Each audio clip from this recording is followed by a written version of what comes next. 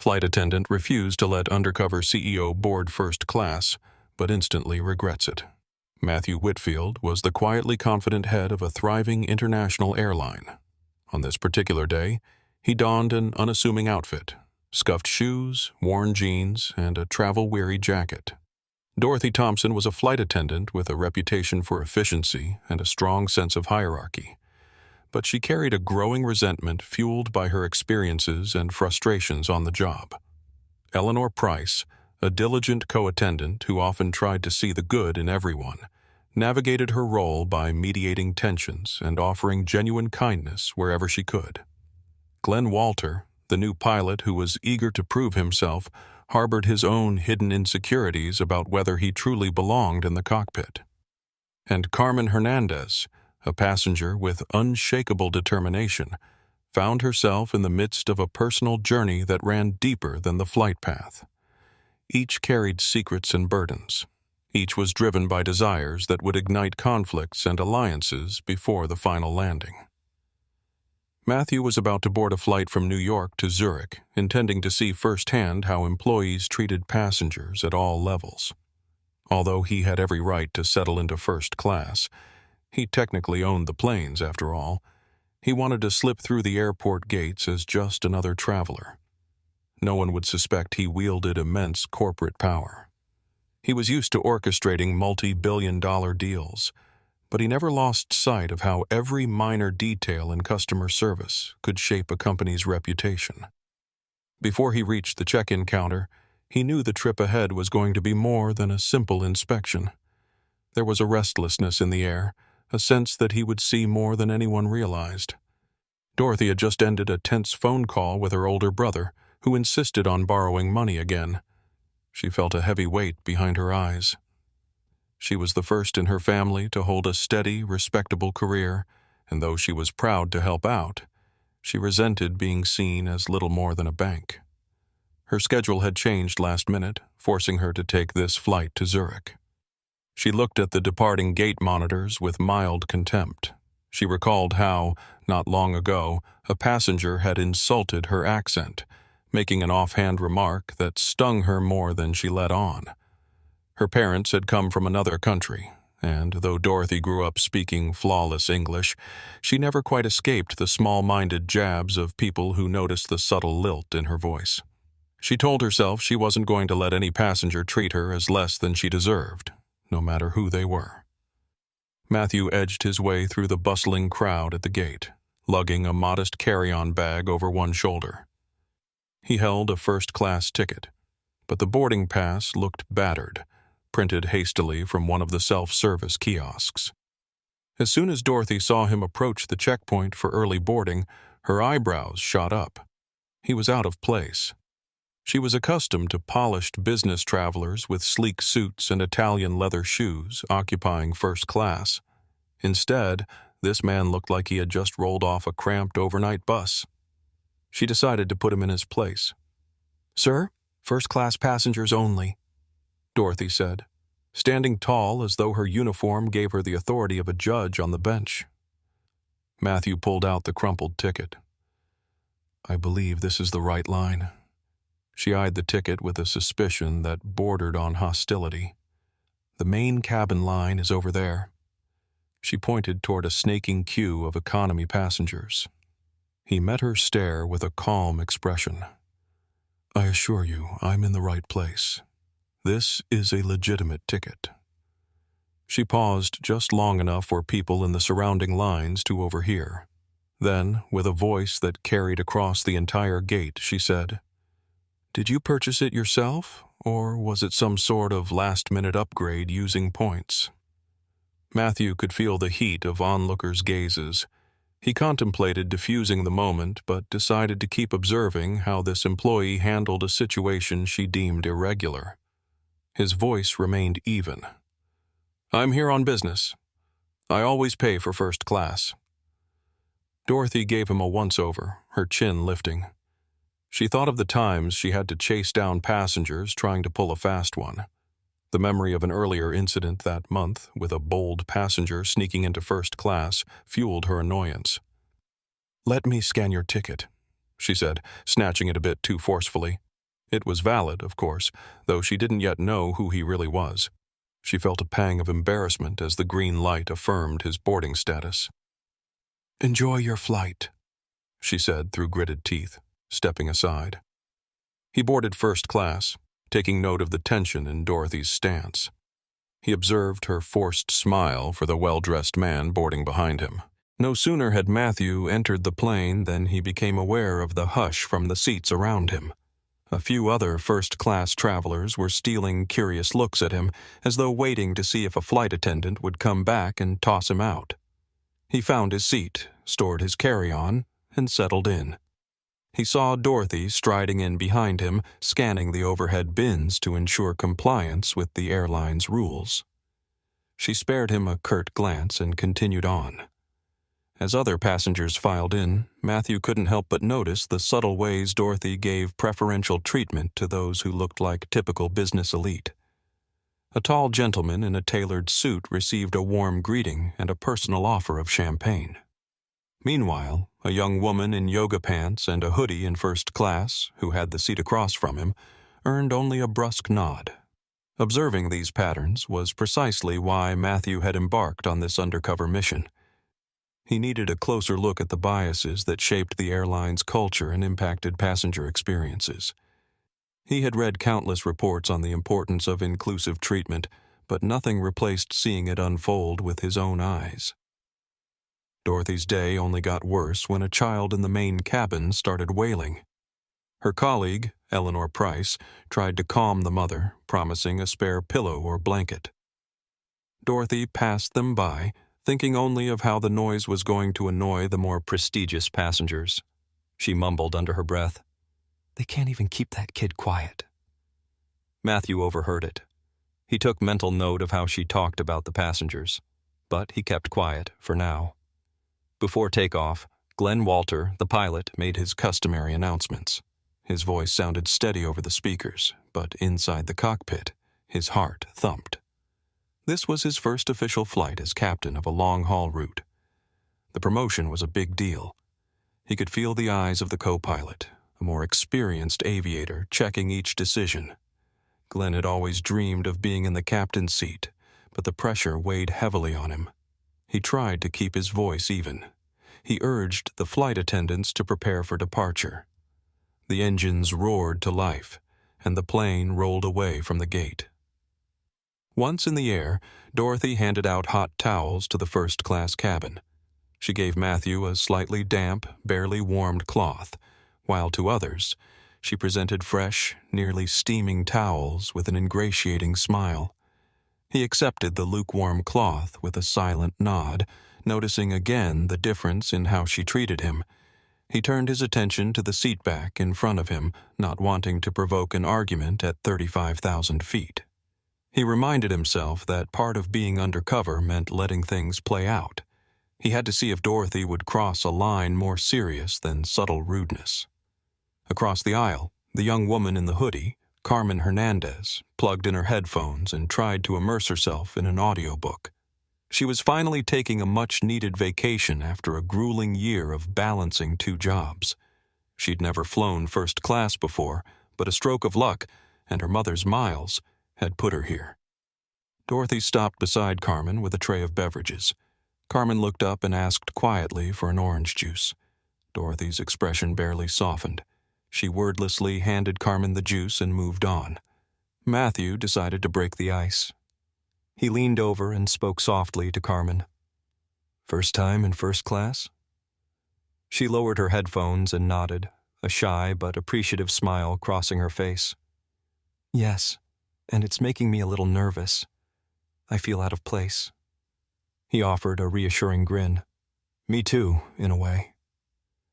They both glanced at Dorothy, who was chatting amiably with a silver-haired businessman in the first row. Carmen let out a small sigh.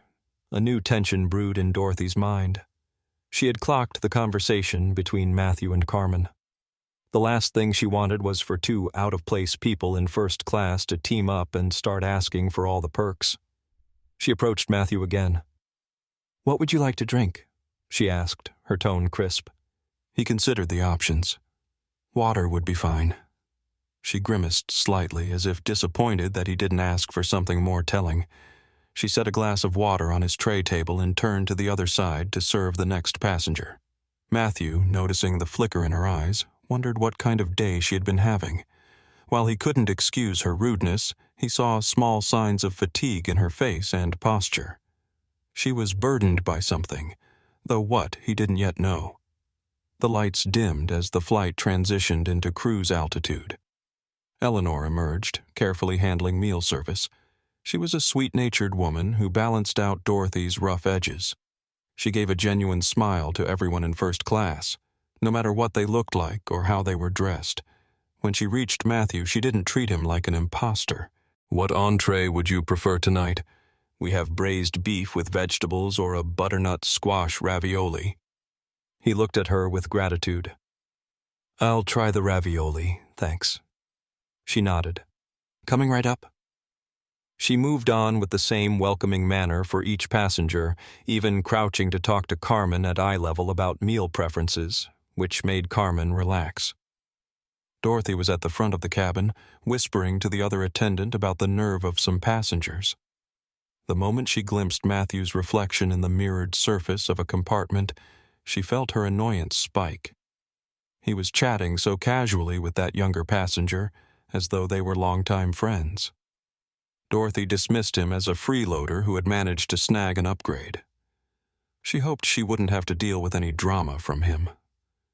She felt the phone in her pocket buzz with a family text message. She suspected it was her brother again. She exhaled wearily, ignoring the vibration. Later in the flight, Glenn's voice crackled over the intercom. He said they'd be encountering minor turbulence soon and urged everyone to remain seated with seatbelts fastened. Dorothy and Eleanor quickly paused their service and secured the carts. It was a standard routine. Carmen's face tensed. She glanced at Matthew. He gave her a reassuring nod. She forced a weak smile. A few bumpy moments passed, though the plane soon stabilized. Glenn's voice returned, calmer this time, letting passengers know they were cleared to move about again if needed. Dorothy resumed her vigilance in the aisle, scanning for seatbelts and upright trays. She noticed an older man sitting in the last row of first class who was struggling with a jammed tray table. She sighed. The last row was economy class territory in Dorothy's eyes, even if the man's ticket said otherwise. She marched over and yanked it free. The man thanked her profusely, but she barely acknowledged him before marching on. Matthew, feeling the need to stretch his legs, stood up and walked toward the galley. He caught a glimpse of Dorothy leaning against the counter, pressing her fingertips to her temples. He could see the tension in her face. For a moment, he considered revealing a piece of his real identity, hoping to disarm her. But no, it was too soon. He was determined to observe more. He nodded politely as he passed by. She responded with a curt bob of her head. When he returned to his seat, he found a blanket that was far too thin for first-class standards. He'd read in passenger feedback forms that some attendants gave out the good blankets selectively, saving the plush ones for travelers they deemed important. Subtle disparities, yes, but each contributed to a culture he wanted to reform. Carmen caught his eye as she snuggled under a much thicker, softer blanket. She looked momentarily guilty, as though aware of the difference. Meanwhile, in the cockpit, Glenn felt his phone vibrate with a text from a close friend who had helped him study for his pilot certifications. The message read, "You've got this, Captain." Glenn swallowed, remembering the countless nights he'd spent doubting himself. He forced those thoughts aside and focused on the controls, determined to bring everyone to Zurich safely. He adjusted the heading slightly as the co-pilot kept an eye on the instruments. Back in the cabin, dinner service concluded.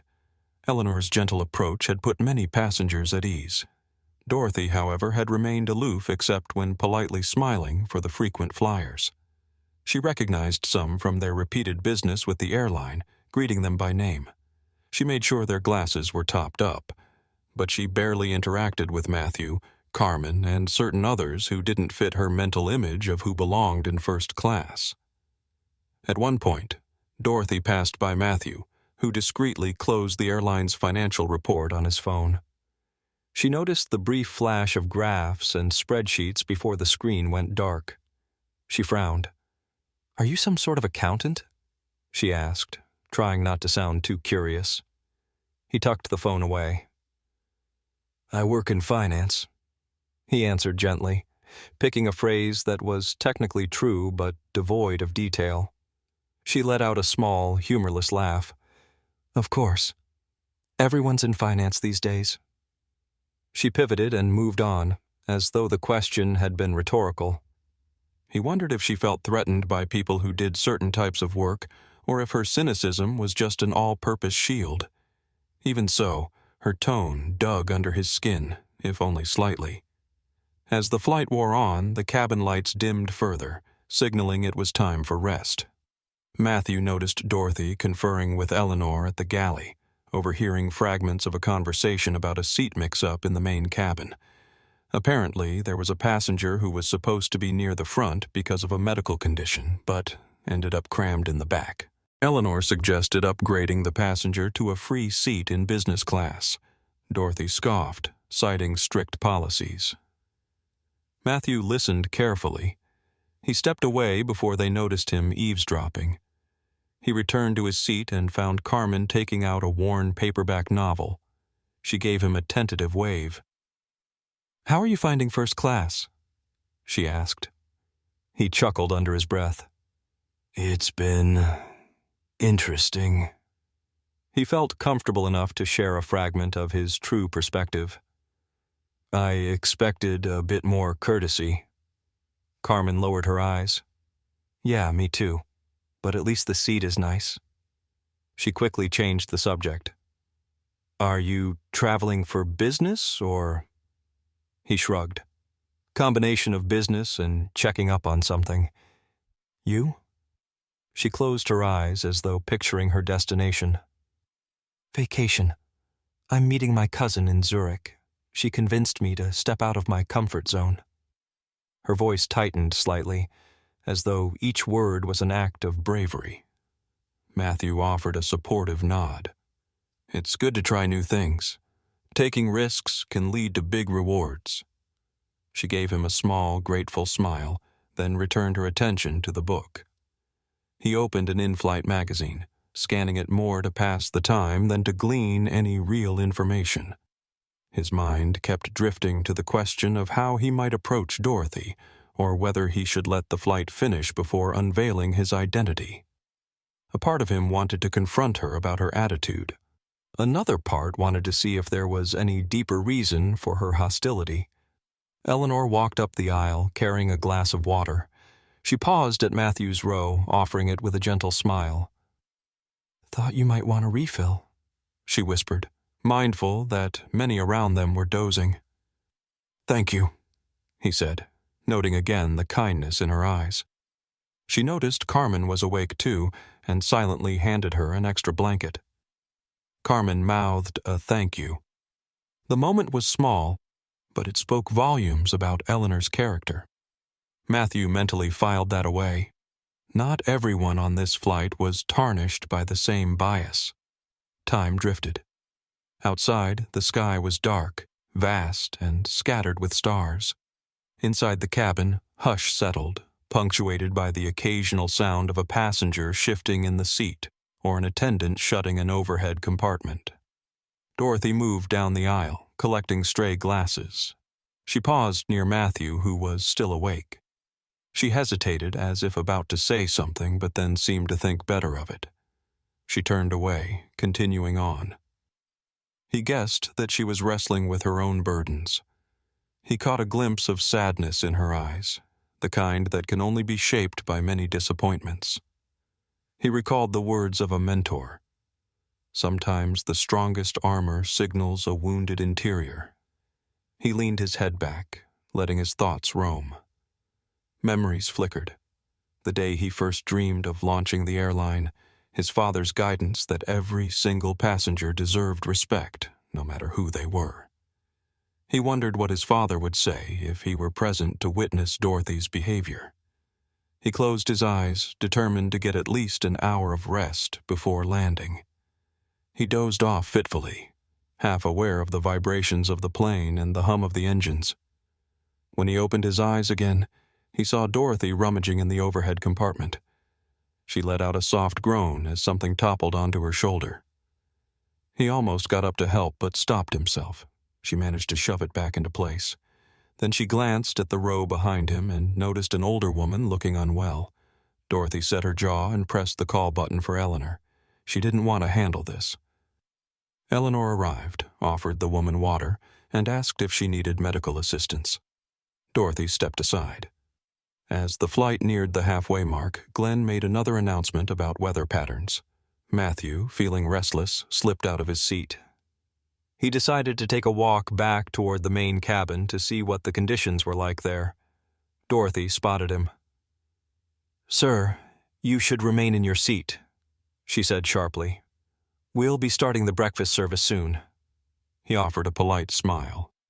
"I'll only be a moment." She bristled, but let him pass.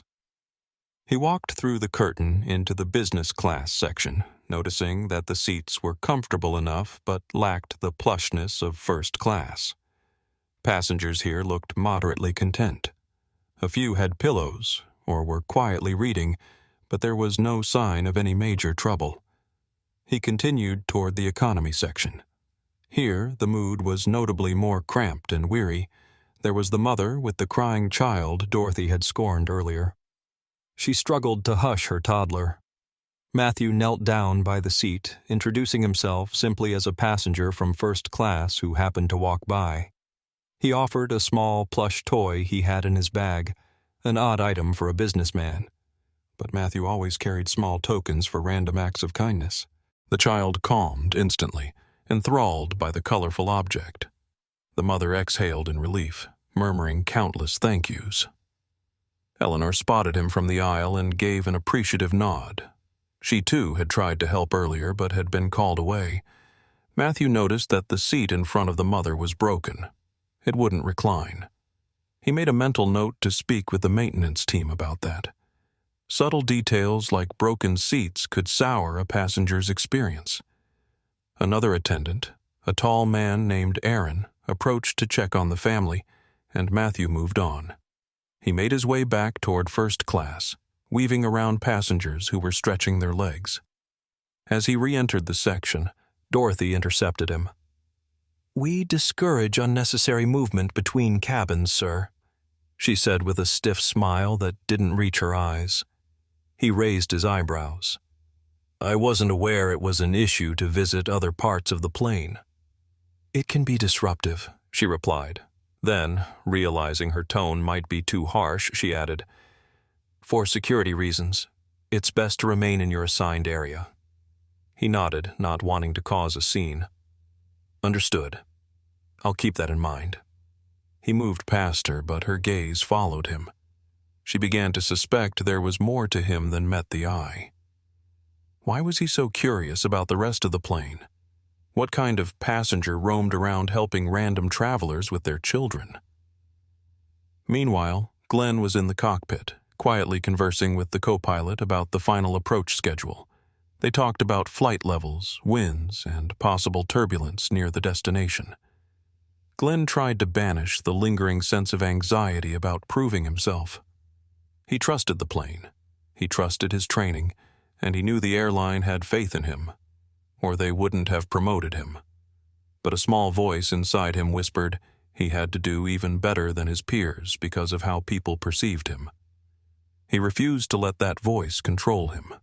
He steadied himself, determined to make a perfect landing. In the first-class galley, Dorothy felt her phone vibrate again. This time, she slid it out of her pocket. Another message from her brother. A desperate plea for money, with some excuse about rent being overdue. She was near tears with frustration. She typed back that she didn't have extra funds to spare and switched off the phone to conserve battery.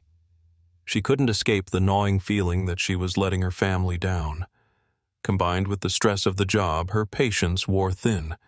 She told herself that was the reason she wasn't treating the odd-looking first-class passenger with more courtesy. Maybe if life had been kinder, she'd be kinder too. By now, the faint light of dawn was seeping through the edges of the windows, indicating they'd passed the midpoint of the transatlantic crossing. Eleanor began the breakfast service, gliding up and down the aisle with trays of coffee and tea. She apologized quietly to those still sleeping. When she reached Carmen, she asked if she'd like coffee. Carmen nodded, bleary-eyed. She turned to Matthew with the same gentle question. He accepted coffee with a smile. Dorothy followed behind, distributing bread rolls. She gave the silver-haired businessman a wide grin, placing 2 rolls on his plate. When she got to Matthew, her expression was neutral. He thanked her, but she barely acknowledged it. Carmen watched the interaction, frowning. She wondered why Dorothy seemed so determined to be frosty. She'd read enough about subtle prejudice to suspect that Dorothy might have sized people up based on appearance or background. Carmen had felt that sting herself at times. She tried to focus on sipping her coffee, letting the bitterness soothe her nerves. The plane's interior lights gradually brightened to mimic daylight. Glenn announced the updated local time in Zurich, an estimated arrival, and the expected weather upon landing. Cold but clear. He asked everyone to cooperate with the flight attendants as they secured the cabin. Dorothy prepared to collect any last items, her mind wandering to how she would pay her own bills, let alone help her brother. Her wages weren't as high as people assumed, especially for such a demanding schedule. She remembered with envy how some attendants boasted about tips and gifts from grateful first-class passengers. She'd never had such luck. Perhaps it was her attitude. Or maybe it was just bad fortune. Matthew sipped his coffee quietly, noticing a shift in the cabin's atmosphere. People grew restless as they neared landing. Passengers started to mentally plan their next steps, connecting flights, business meetings, tourism itineraries. Carmen packed up her book and arranged her carry-on. Matthew did the same, taking one last glance at the in-flight magazine. A small voice in his mind debated the best way to handle Dorothy's behavior. Should he address it directly with her once they were on the ground, or should he speak to higher management? He was, after all, the CEO. He reminded himself that part of leadership was giving people a chance to explain themselves. The seatbelt sign flicked on. Dorothy did her final checks, ensuring everyone was properly secured. She paused at Matthew's row, verifying his seat was in the upright position. Their eyes met briefly. She gave a perfunctory nod, then moved on. Moments later, they felt the plane begin its descent. The engine's pitch changed, and the cabin pressure shifted slightly, prompting people to yawn and pop their ears. Glenn and the co-pilot expertly guided the aircraft through the final approach. The landing was smooth, a testament to Glenn's skill and caution. The tires squeaked gently as they touched the runway, followed by the comforting roar of reverse thrust. Applause broke out in a few scattered seats, a tradition some travelers still held dear. Glenn felt a surge of relief in the cockpit. He taxied the plane to the gate and powered down the engines, waiting for the disembarkation instructions. Dorothy busied herself opening overhead bins, but Matthew noticed she offered more assistance to the well-dressed than to those who looked a bit disheveled. He quietly retrieved his carry-on, wanting to observe how she interacted with the departing passengers. Carmen gave him a small wave goodbye, softly saying, "Nice talking to you. Best of luck with everything." He returned the gesture. "You too. Enjoy Zurich." The line shuffled forward. Dorothy stood at the doorway, reciting standard goodbyes with a forced, polite tone. When Matthew reached her, she hesitated for half a second. "Have a nice day," she said, eyes already moving to the passenger behind him. He smiled warmly, almost disarming her.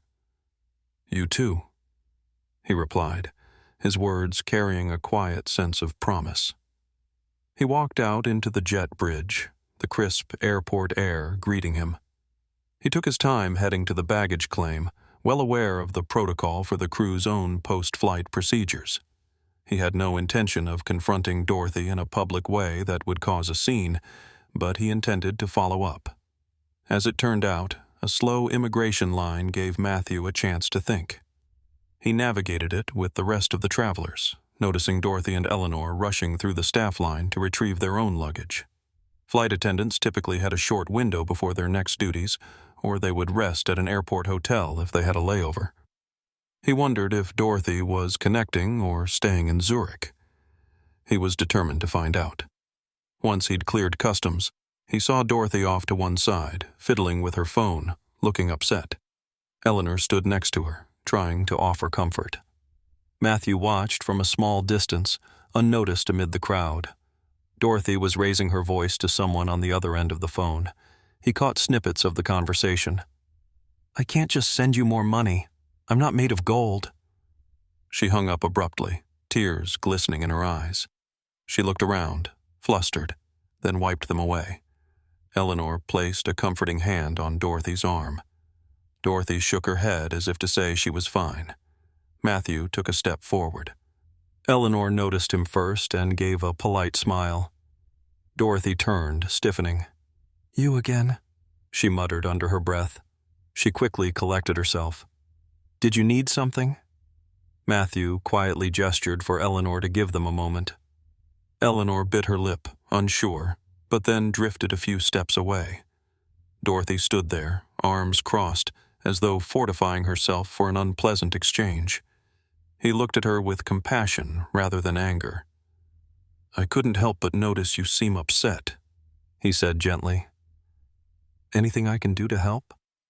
She forced a cold laugh. "I doubt it, unless you can magically pay my family's bills. But that's not your concern." He tilted his head. "Are you sure it isn't? I might have resources that could help, or I could point you to someone who does." She scoffed. "I'm not looking for pity or charity." She shifted her stance, looking around to ensure no one was listening. "And why are you still here? Your flight is done. The typical passenger would be off to their meeting or hotel."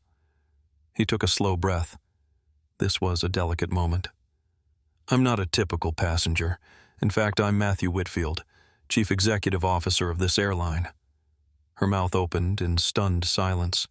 She blinked rapidly, trying to process. "That's impossible," she whispered. "Why would the CEO fly dressed like a regular traveler?" He finished her sentence softly.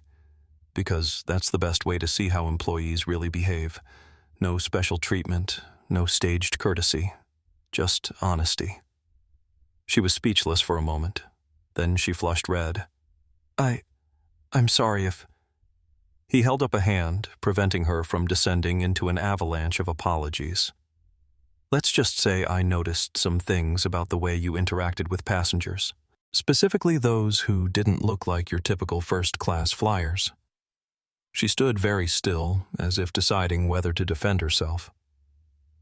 "I was just following protocols. Certain policies about upgrades, about who's allowed." He nodded, acknowledging her point. "I understand. But it's not protocol to treat people differently because of your assumptions." At this, tears threatened to break free again in her eyes. She spoke in a near whisper. "Look, I'm under a lot of pressure. My brother's finances, family issues, and certain experiences with passengers who treat me horribly. Sometimes I can't help it. Maybe I judge too quickly." She glanced away, ashamed. He studied her face. "What if I told you that the company invests in training employees to handle difficult situations? We have resources, programs for staff who face personal challenges. You don't have to fight these battles on your own." She exhaled, her shoulders slumping. "I guess I never looked into that. I never thought it was for someone like me." For the first time, she dropped her defensive posture. A bit of vulnerability slipped through. He reached into his jacket pocket and handed her a business card. It was the only clue to his identity he had carried. "You can contact me directly, or you can talk to HR about assistance programs, counseling, things that might help you manage stress." Dorothy took the card with trembling fingers. "I still can't believe..." She trailed off, remembering how harshly she had treated him. "I feel like a fool." He offered a reassuring nod, remembering the flight that had just ended. "I didn't approach you as the boss from the start because I wanted to see how it would play out. I saw glimpses of what you're dealing with. I know it's not easy." She couldn't meet his eyes. "I shouldn't have let my personal problems affect how I treat passengers. But sometimes they can be so cruel, and I—" Matthew gave her a moment, letting her gather her thoughts. Then he spoke gently. "Any passenger has the potential to be rude or polite. The uniform you wear doesn't make you the enemy. In fact, you represent the airline in every interaction. When a flight attendant is kind, it can turn a passenger's day around. When they're dismissive or harsh, it can damage the company's reputation." Dorothy nodded slowly. She wiped the corner of her eye. "I know. I'm sorry." Eleanor, who had been pacing nearby, stepped forward, concern lining her face. Dorothy caught her eye and gave a slight nod, indicating she was okay. Eleanor looked at Matthew with curiosity. He glanced at her with gratitude. "I appreciate how you handled the passengers during the flight," he said. "It didn't go unnoticed." Eleanor blinked in surprise. "Thank you, sir," she replied, though she still didn't fully comprehend the situation. Dorothy mouthed the words CEO at her behind Matthew's back. Eleanor's eyes widened in shock. Matthew offered them both a smile. "I have to catch a connecting flight soon, but Dorothy, I strongly suggest you explore the programs the airline offers, and I hope you'll treat every passenger with genuine respect, because you never know who they might be or what they might be going through." Dorothy took a shaky breath. "I will. Thank you for giving me a chance." Matthew nodded, then walked away into the bustle of the terminal. His mind churned with thoughts on how to refine the training system, how to better identify employees who needed support, and how to ensure that biases were confronted proactively. As he walked, he saw Carmen near a currency exchange kiosk. She waved him over. "Everything okay?" she asked, noticing his slightly intense expression. He forced a small grin. "Yes, just tying up some loose ends." She hesitated, sensing something significant had happened. "Well, maybe I'll see you around. I'll be in Zurich for a couple of days." He nodded. "Enjoy your time here. It's a beautiful city." She offered a genuine smile and returned to her currency exchange. Matthew continued onward, meeting a driver who was waiting for him. The man politely took his carry-on, and they proceeded to a black sedan that would bring him to a private terminal for a short flight. As the car pulled away from the curb, Matthew exhaled, letting the tension of the flight evaporate. The cityscape rolled by, crisp European air seeping through the windows. He reflected on Dorothy's plight, the revelation of her family issues, and the complexity of leading a massive corporation. He resolved to put more effort into bridging the gap between management and frontline employees. A day later, Dorothy was in a small Zurich hotel assigned for airline crew layovers, her mind running through the confrontation at the airport. She called her brother, apologized for being short with him, and explained that she couldn't keep bailing him out. She also mentioned that she might try to get some counseling through her workplace. He replied with a string of protestations, but she stood her ground. For once, she felt an odd sense of relief in setting boundaries. Eleanor knocked softly on Dorothy's door, inviting her to join some of the other crew members for dinner in the hotel restaurant. Dorothy almost declined, but decided that maybe company would do her good. She remembered Matthew's words about not fighting battles alone. She took a deep breath, grabbed her room key, and followed Eleanor into the corridor. Across town, Matthew was sitting in a private executive lounge, drafting notes for an upcoming board meeting about training policies. He wrote about his experiences on the flight, Dorothy's biases, Eleanor's kindness, and the difference a small gesture could make. He also wrote about the pilot, Glenn, who'd landed smoothly and carried himself with quiet determination. Matthew planned to commend Glenn's performance in a personal note. Finishing his draft, he placed the document in a folder, thinking about how this single journey revealed layers of complexity that no statistical report could ever capture. The next morning, Dorothy and Eleanor prepared for the return flight to New York. Glenn would be piloting again. Dorothy felt a new kind of nervousness knowing that the CEO could be watching at any time, though she didn't know if he'd be on this flight. She forced herself to greet each boarding passenger with genuine warmth. When an older woman in a wheelchair was wheeled to the jet bridge, Dorothy rushed forward to help. Eleanor gave her a small, approving nod. It felt good, Dorothy realized, to channel empathy instead of resentment. Meanwhile, Glenn was in the cockpit running through pre-flight checks. He sensed a weight lift from his shoulders after a successful trip out. He was more confident now. This time he was determined to greet the flight attendants and co-pilot with the assurance of someone who believed in himself. He tested the controls, verified the flight plan, and signaled the ground crew that everything was in order. As they prepared to close the doors, Dorothy glanced down the aisle, half expecting Matthew to appear. But he wasn't there. Instead, she saw a diverse mix of passengers, all with their own stories. She told herself she'd never again judge a person by their clothes or the seat assignment that didn't fit her expectations. She had a lot to learn, but she was willing to try. She remembered the conversation with Matthew and the humbling realization of who he was. The swirl of conflicting emotions, embarrassment, regret, relief, shifted now into determination. One flight wouldn't erase all her struggles, but maybe it could be the beginning of a better approach. After a long shift and multiple flights, Dorothy finally returned home a few days later. Her small apartment felt quiet and lonely. She put down her suitcase, slipped off her shoes, and sank onto the couch. Her mind drifted to the business card Matthew had handed her. She pulled it from her wallet, running her thumb over the embossed lettering. She mulled over writing him an email or scheduling a call. Her pride still hesitated, but she reminded herself that improvement often required opening up. She booted up her laptop. The airline's internal website had a page detailing various support programs. She spotted one that offered financial planning advice, something that might help her navigate her family's demands, and another that offered psychological counseling. She hovered the cursor over the link.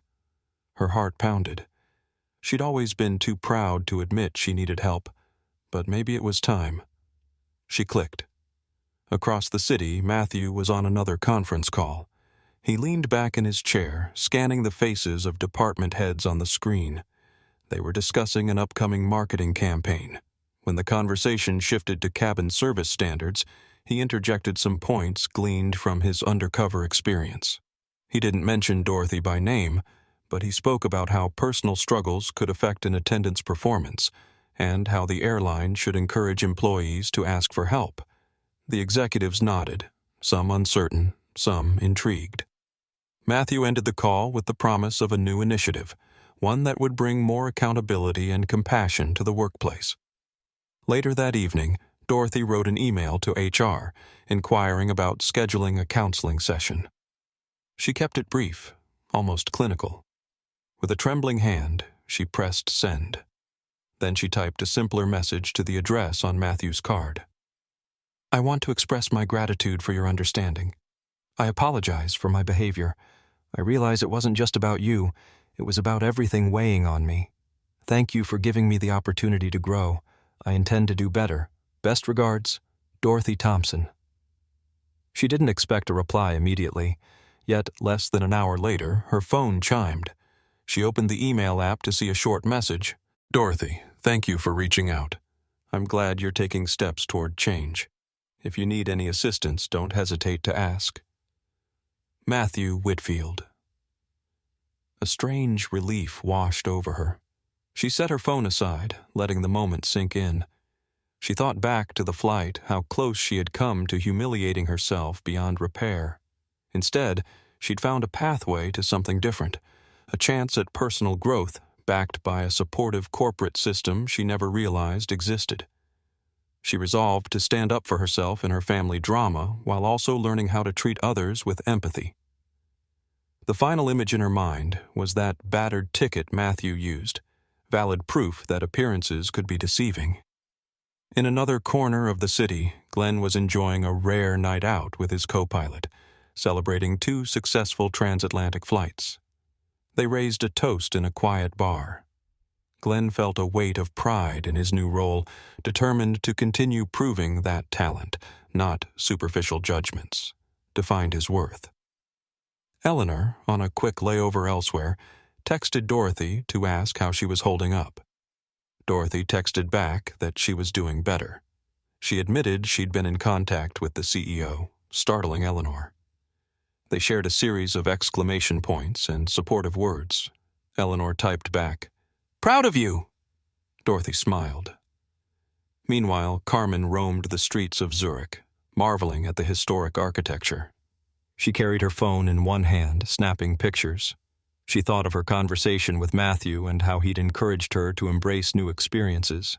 She decided she would indeed take more risks, maybe apply for that job promotion she'd been eyeing for months. She felt a renewed sense of confidence, knowing that even in the intimidating realm of first class, she could hold her own. As for Matthew, he was already planning another undercover venture. He believed in leading by example, not from an ivory tower. The sweet irony was that after the flight, a few employees might spread rumors about the incognito CEO. He knew he'd have to adapt his methods if he wanted to fly under the radar again.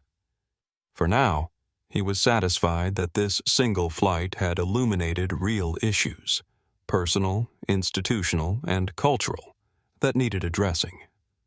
He also made a mental note to offer Glenn a commendation for his skillful piloting and to suggest that Dorothy be quietly enrolled in a specialized training program. He wanted to see if she'd thrive once given the proper tools and support. People often rose to the occasion when someone believed in them. He had to balance accountability with empathy. After all, that was the hallmark of a strong leader.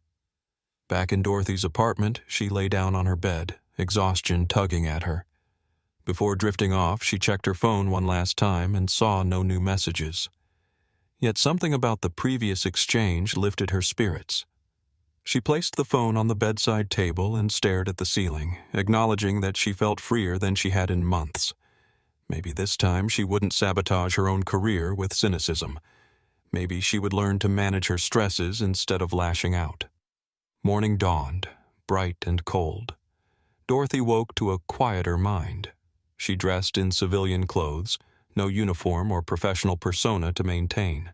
She grabbed a notebook and headed to a coffee shop. Over a cappuccino, she jotted down her goals: better handle on finances, involvement in employee support programs, a healthier attitude at work. She also left space for intangible goals, like reconnecting with her own sense of kindness. She frowned, remembering the jabs from passengers about her accent or the frustration from family members who saw her as an ATM. Those wounds wouldn't vanish overnight, but maybe she could find ways to heal. She tapped her pen, contemplating how prejudice went both ways. Some passengers judged her for how she looked or sounded. She, in turn, judged others by their outward appearance. If she wanted to break the cycle, she had to start with herself. She inhaled, then wrote that down. That same day, Matthew was fielding calls from various department heads who had caught wind of his mysterious flight. Rumors flew that he'd encountered an attendant who nearly blocked him from first class. He kept the details vague. He praised the pilot and commended certain aspects of the service.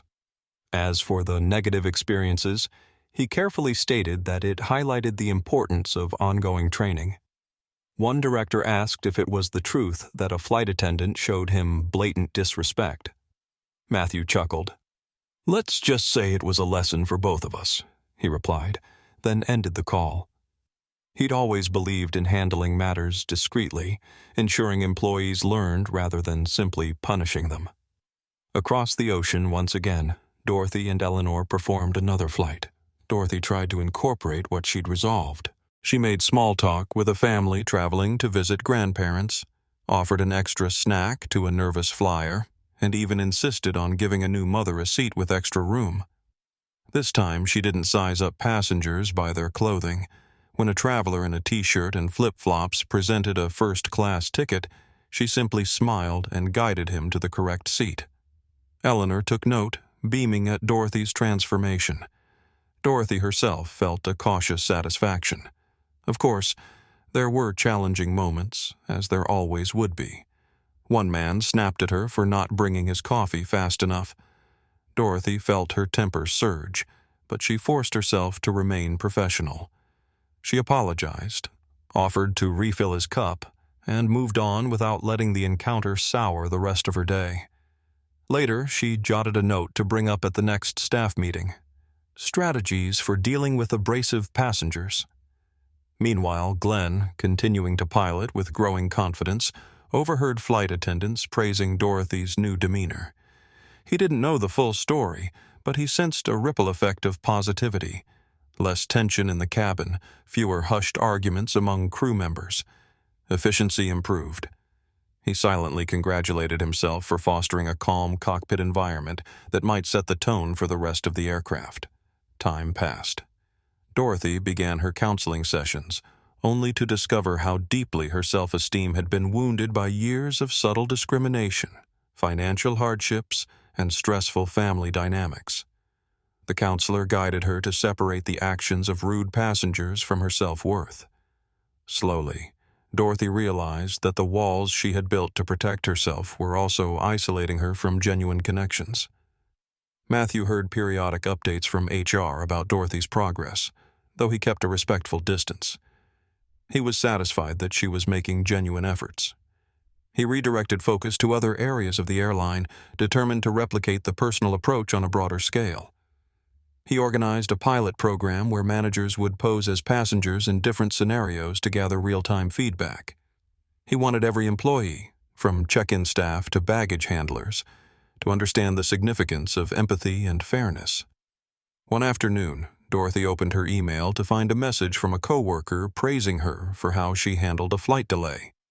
The coworker wrote that it was admirable to see Dorothy calmly explain the situation to upset passengers, and even help them find alternative connections. Dorothy read the words twice, tears forming at the corners of her eyes. She had always wanted to be recognized for something positive. She typed a reply, thanking her colleague for the encouragement, feeling a rare warmth in her chest. As for Dorothy's family issues, they didn't magically dissolve, but she established firmer boundaries. She told her brother that she would only help him if he agreed to certain conditions, like showing proof of a job search. Surprisingly, he began to follow through.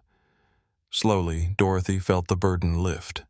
She could focus on her life without being entangled in every crisis. She also found an ally in Eleanor, who became a kind of mentor, showing her how to maintain her composure when passengers tested her patience. Carmen returned from her European trip, filled with stories. She often told friends about the curious passenger named Matthew who sat next to her in first class. She never learned the full truth of his identity, but his advice to take risks lingered in her mind. She eventually applied for that promotion, channeling her adventurous spirit. When she landed the new position, she couldn't help but think of the flight that gave her the final nudge of confidence. She even shared a social media post about traveling and how acts of kindness or casual conversations could inspire major life changes. She ended the post with, "Thanks to the kind stranger who reminded me that appearances can be deceiving." Not long after, Matthew, Dorothy, and Eleanor ended up on the same flight again, though not by coincidence.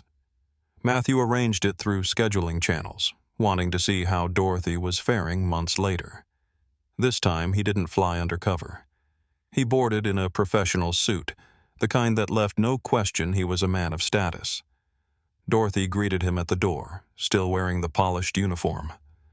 Her eyes widened, but instead of panic, a gentle smile surfaced. "It's good to see you again, Mr. Whitfield," she said quietly, stepping aside to let him board. He paused, giving her a friendly nod. "Likewise. Good to see you're still with us." He glanced around the cabin, noticing the neat, orderly atmosphere. Passengers were being welcomed warmly. "How are things going?" She lowered her voice. "A lot better, thanks. I appreciate the chance to improve." He nodded. "Keep it up." As he proceeded to his seat, he caught Eleanor's eye. She gave him a bright grin as if to say, "Look at us now." Dorothy performed the safety checks with a calm authority that hadn't been there before.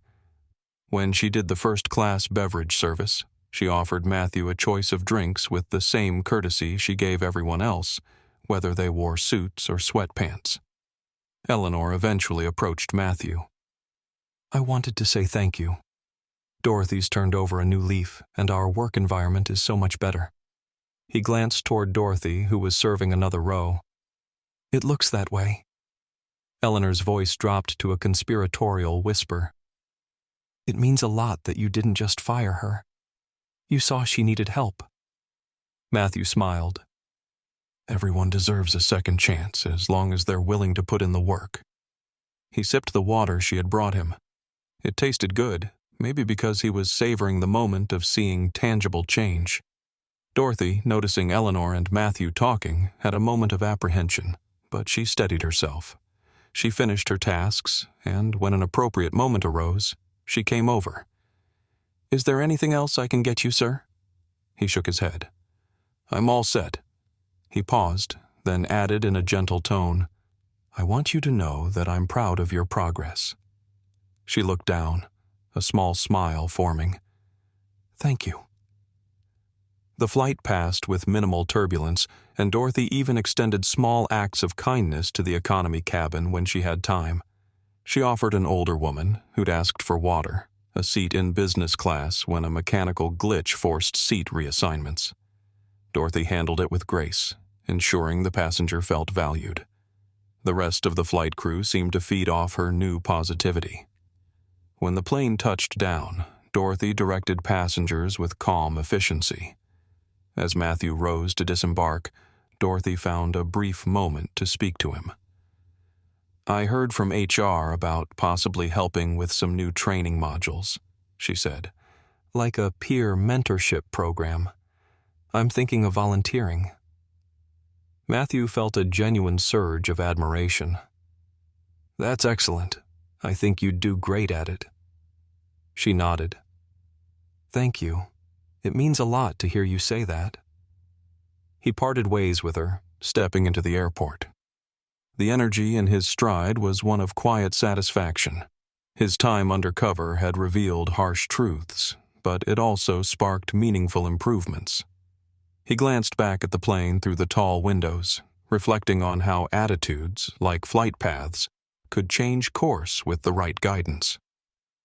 Later, as Dorothy and Eleanor left the aircraft, they chatted about the possibility of traveling during their downtime to see more of the world they'd been flying over. Dorothy expressed a newfound desire to explore other cultures rather than bracing herself for negativity. Eleanor teased her gently, saying that she'd have to expand her palate, as some flight routes offered unique cuisine. Dorothy laughed, remembering how dismissive she used to be of certain foods she didn't recognize. In the weeks that followed, Dorothy jumped wholeheartedly into the mentorship program. She spoke candidly with new hires about the pitfalls of letting stress cloud professional interactions.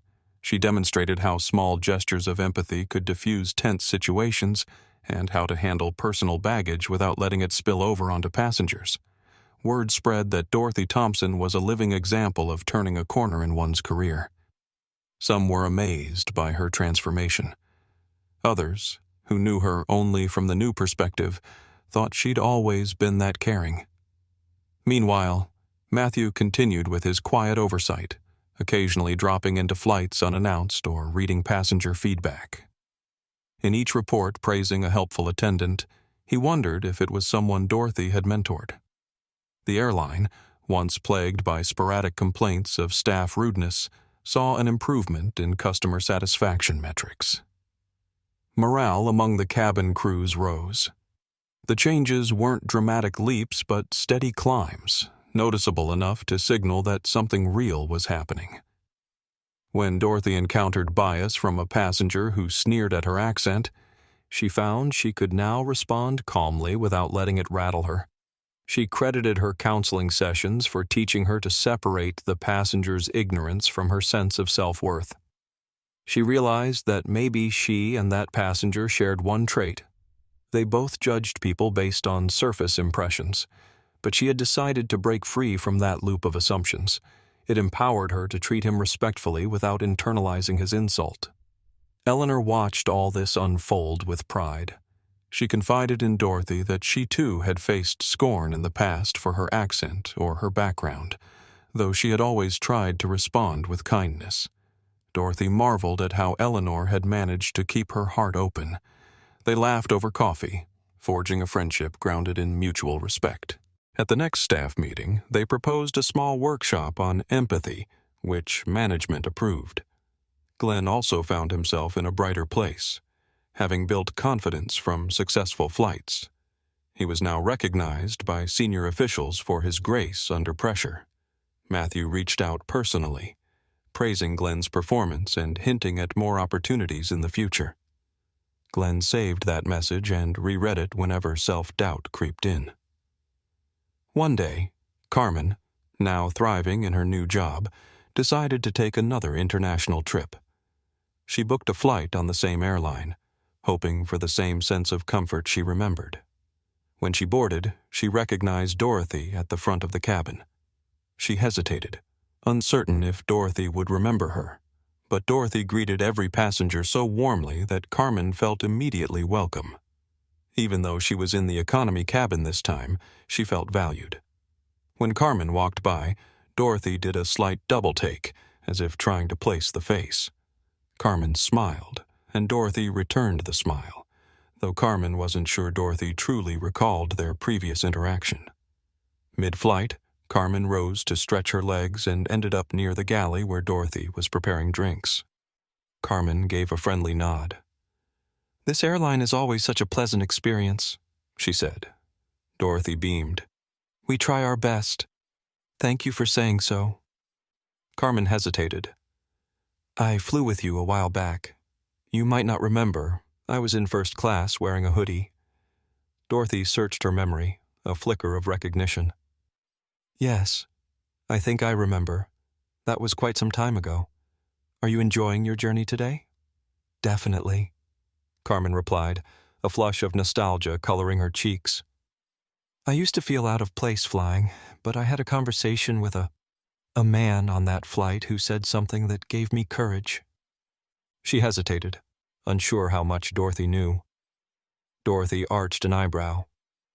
"Well, I'm glad it stuck with you." She offered Carmen a small complimentary snack from a tray. "Here, we have some new treats we're testing out." Carmen accepted it, touched by the gesture. They shared a small moment of mutual warmth. Carmen eventually returned to her seat, smiling at the memory of that transformative flight.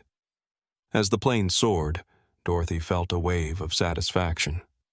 She recalled that long-ago trip as well, the time she nearly barred someone from boarding first class because he didn't fit her assumptions, only to discover he was the CEO.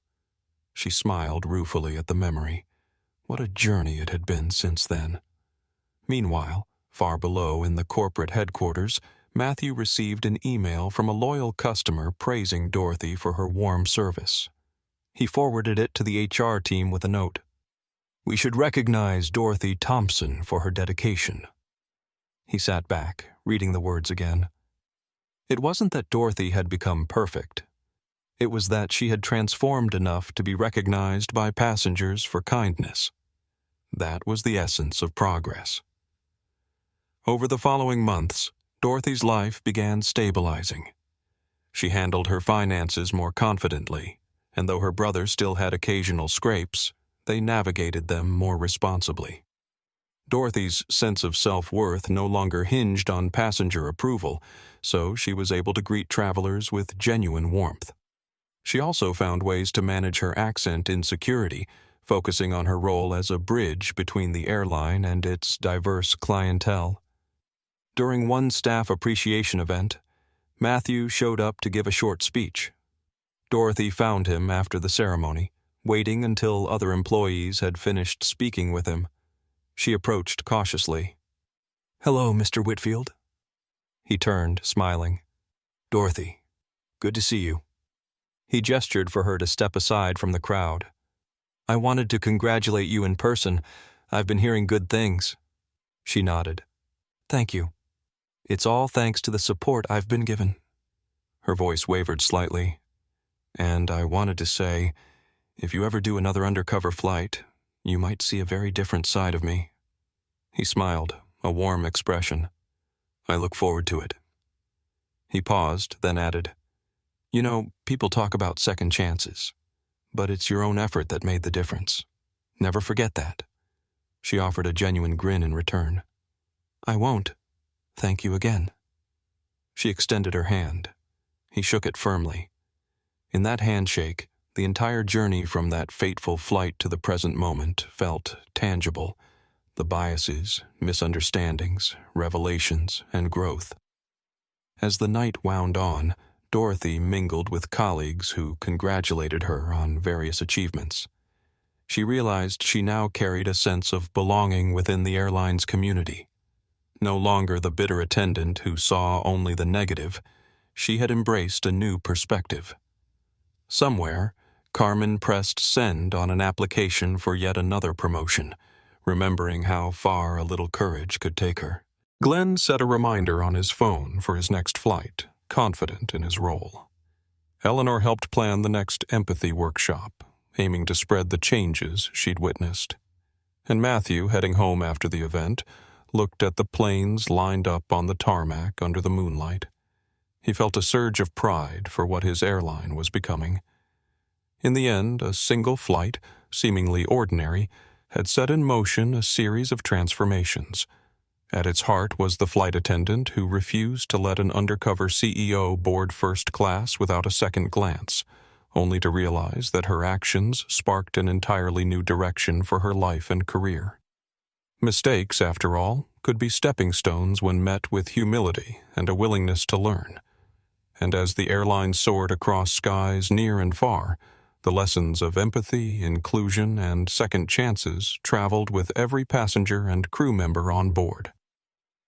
Did you enjoy this story of ambition, courage, and the power of one voice to spark change? Let us know in the comments. What part resonated with you the most, or which character's journey surprised you? We love hearing your thoughts, and if you want more stories like this, full of twists, heart, and inspiration, make sure to hit that subscribe button and turn on notifications. There's plenty more where this came from, and we'd love for you to be part of this journey.